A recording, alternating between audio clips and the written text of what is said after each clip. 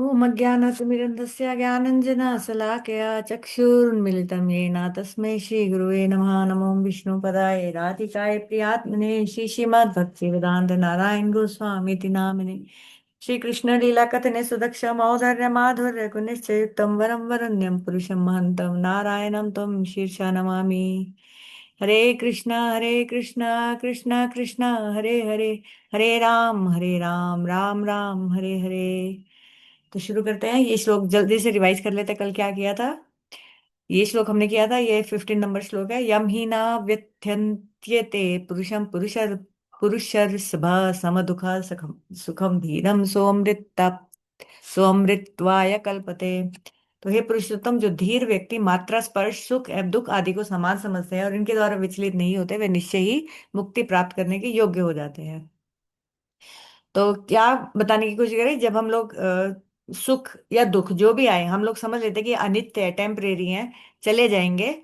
तो धीरे धीरे हम लोग उनको रिएक्ट करने के बजाय रिस्पॉन्ड करना शुरू कर देते हैं, उनके साथ हैंडलिंग करना शुरू कर देते हैं। तो तब हम लोगों को बोला जा रहा है, भगवान बोले कि उस वक्त हम लोग मुक्ति के रास्ते में निकले, मतलब कि अब हमारी जर्नी बैक होम शुरू हो चुकी है।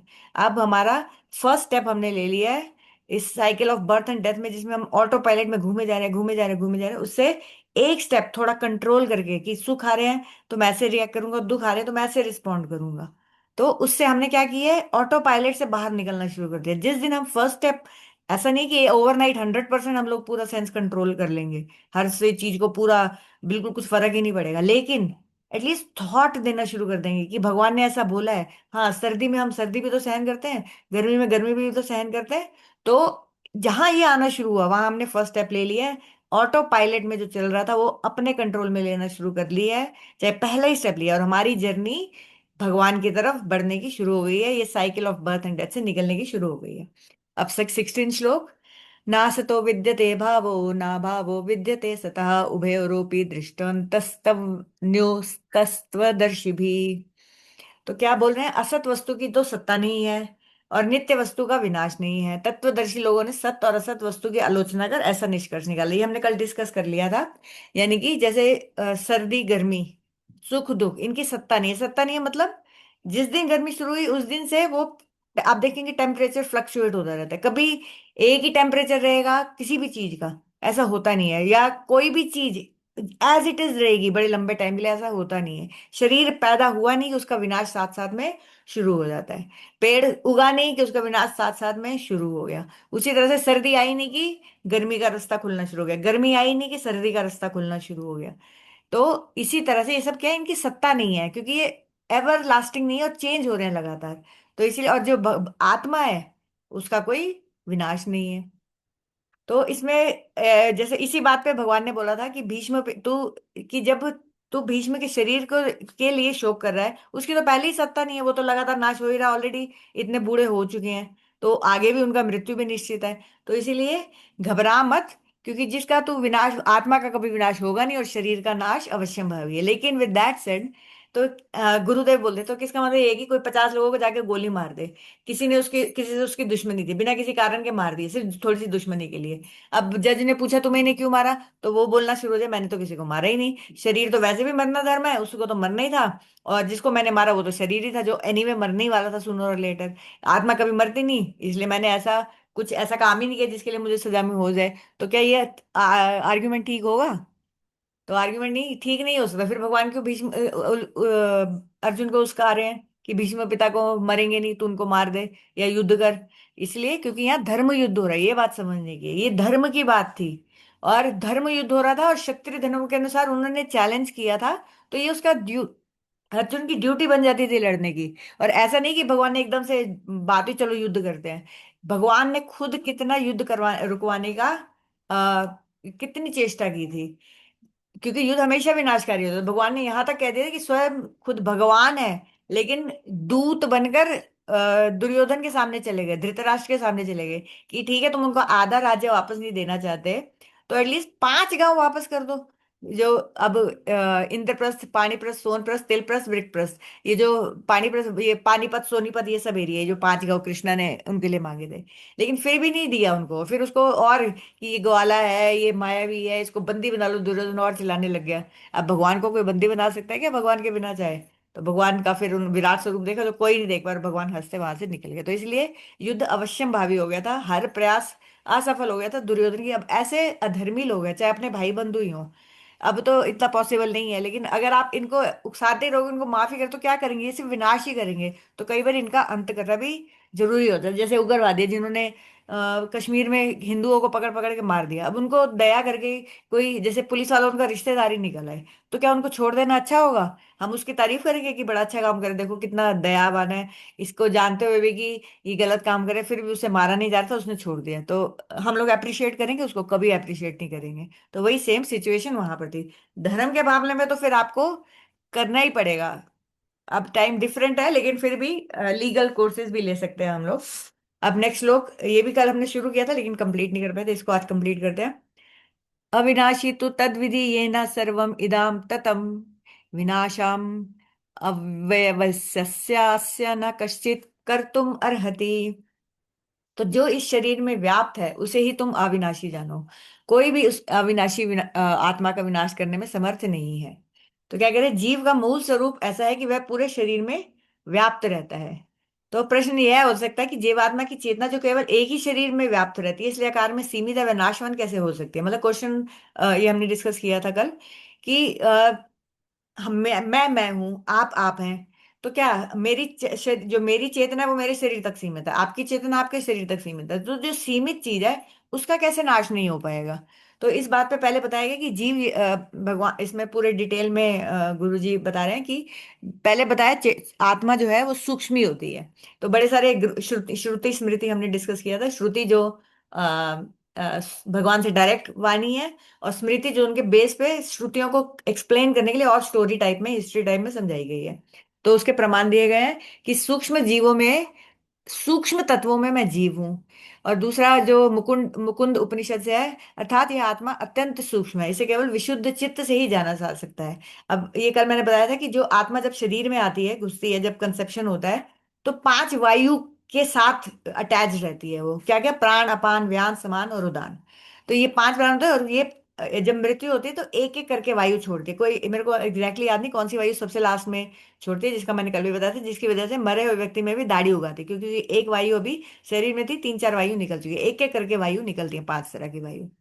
तो अब बताया गया, अर्थात जीवात्मा अत्यंत सूक्ष्म स्वरूप वाला है। इस प्रकार उपयुक्त वचनों से ऐसे होता है कि जीवात्मा परिमाणु में परमाणु के समान है। परिमाण में मतलब साइज में बिल्कुल एक एटम के साइज का है, अर्थात अत्यंत सूक्ष्म है। लेकिन उसका असर कैसा है? जैसे हम लोग वो नीलम वगैरह ये सब ग्रह स्टोन डालते हैं, मैंने कल बात की थी, तो उनका शरीर, पूरे शरीर पे असर होता है।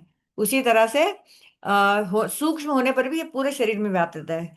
और क्योंकि इसको उपाधि मिल गई है, आत्मा तो उपाधि रहित है, आत्मा तो प्योर आत्मा है। लेकिन जब हम इग्नोरेंस में आ जाते हैं, तो जैसे हमारा जन्म होता है तो फिर हर जन्म में नया शरीर मिलता है, कई बार स्त्री बनते हैं, कई बार पुरुष बनते हैं, कई बार ये जानवर भी बनते हैं, कई बार पशु पक्षी पेड़ भी बनते हैं।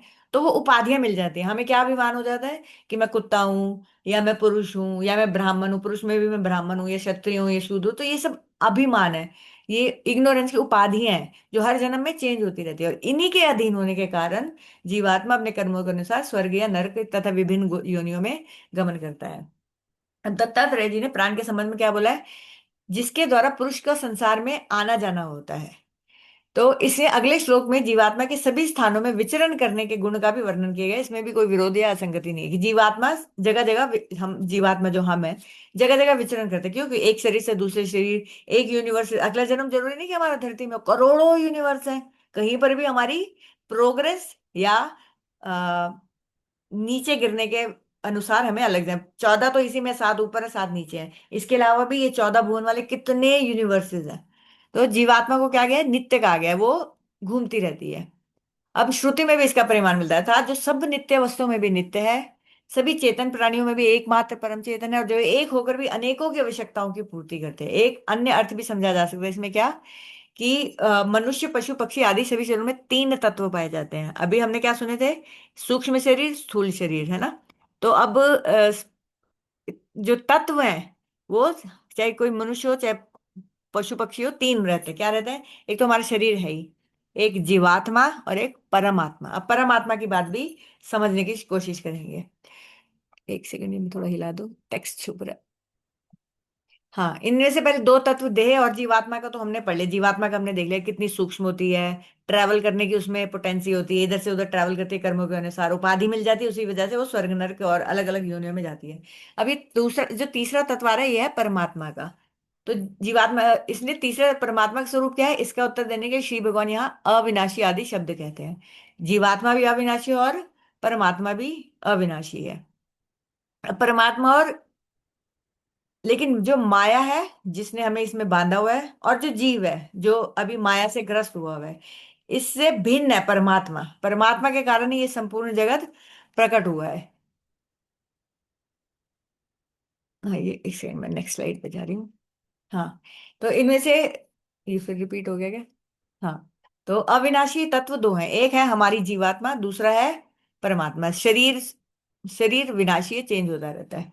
अब जीवात्मा और परमात्मा दोनों अविनाशी हैं, ये सच है, किंतु फिर भी ऐसा नहीं कि वो सेम है, बिल्कुल इक्विलिब्रियम में रखेंगे तो आत्मा और परमात्मा बिल्कुल इक्वल हो जाएंगे, ऐसा नहीं है। दोनों बिल्कुल भिन्न है, उनका कार्य भी भिन्न है, उनकी शक्ति भी भिन्न है, और उनका स्वरूप भी भिन्न है, जबकि दोनों इस शरीर में अंदर विराजमान रहते हैं। जैसे ही आत्मा ट्रैवल करती है, परमात्मा उनके साथ साथ ट्रैवल करता है। अगर हम जब, आपको पता है ना, स्टूल में भी कीड़े होते हैं, वॉर्म्स होते हैं, तो वो भी एक योनि है, जो हम वो भी कितनी करोड़ बार बन चुके हैं। उसमें भी जो परमात्मा है वो हमारा साथ नहीं छोड़ता। हम चाहे नरक में जाएं, चाहे स्वर्ग में जाएं, चाहिए उन्हें, जब तक हमारी मुक्ति नहीं हो जाएगी, जब तक हम इस जन्म बनेंगे चाहे, तब तक परमात्मा आत्मा के साथ साथ चलता रहेगा, लेकिन उसका कार्य बिल्कुल भिन्न है। अब समस्त जड़ और चेतन पदार्थों में एक परमात्मा ही साक्षी रूप में विराजमान है। यहाँ साक्षी का हम लोग कल डिटेल में डिस्कस करेंगे कि साक्षी कैसे काम करता है। तो एक जड़ है अचेतन पदार्थ, जो भी जड़, हम लोगों में ना नॉन, शास्त्रीय भाषा में नॉन लिविंग थिंग नहीं बोला गया। नॉन लिविंग थिंग की जगह क्या वर्ड यूज किया गया, जड़, जिसकी चेतना जो है, कॉन्शियसनेस बिल्कुल स्लोवेस्ट लेवल पे है, कि ऐसा लगता है वो डेड है। लेकिन आत्मा का उसमें भी अभाव नहीं है, बस बहुत ही सोई स्टेट में आत्मा है। जैसे पत्थर, माउंटेन, कभी कभी उनमें भी प्रकाश हो जाता है, कॉन्शियसनेस। आप आगे जाके डिस्कस करेंगे, जो अभी भी बहुत बार नोटिस किया, और पुराने शास्त्रों में तो एग्जाम्पल भरे पड़े हैं, पर वो जड़ कहलाते हैं, क्योंकि आत्मा बिल्कुल उनमें सोई हुई है। और फिर एक चेतन है, जीवात्मा है हम, और एक परमात्मा है जो परब्रह्म है, जो सब आत्माओं का कारण है, लेकिन वो साक्षी रूप में स्थित रहता है।